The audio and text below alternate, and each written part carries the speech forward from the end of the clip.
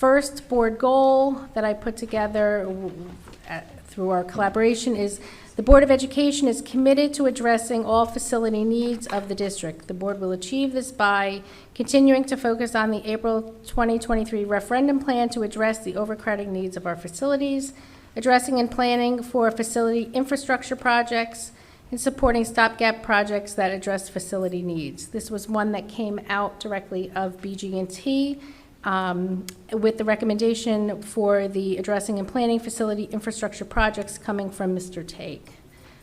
Does anybody, well, let's open up a discussion on, do we want to talk about that board goal? Anybody have any questions, comments, additions?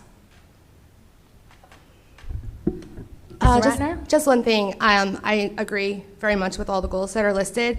I just want to, I don't know if we want to add this or just think about it when we're doing it, when it states like supporting stopgap projects that address facility needs.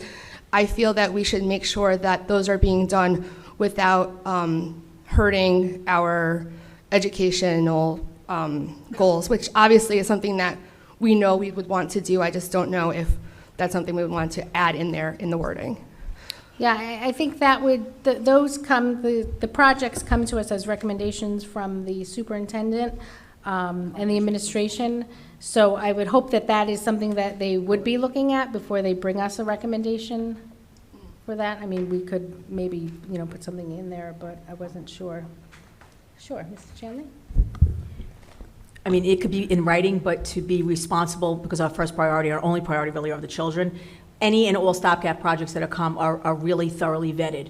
So they are in consultation with the building level administration. We bring in the supervisors, conversation about if we are taking something away to add something else, who, if anyone, are affected by what's removed. So I can't imagine moving forward with any stopgap for as long as I've been here unless it assisted children. Okay, yes, and obviously that's whatever, all of our hopes would be. I know some of our projects recently, because of the numbers and because of mandatory things that we've needed, obviously, but has put some of our special classes on a cart, which affects all the students potentially in that school.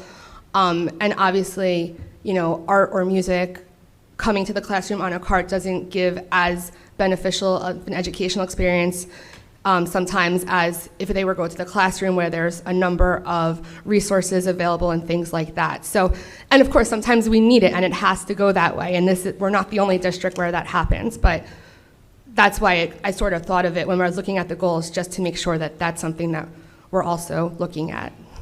That's really all that came from. Yeah, and I think the classes that go on a cart wouldn't be classified as a stopgap project. Yeah, usually stopgap projects usually want to be.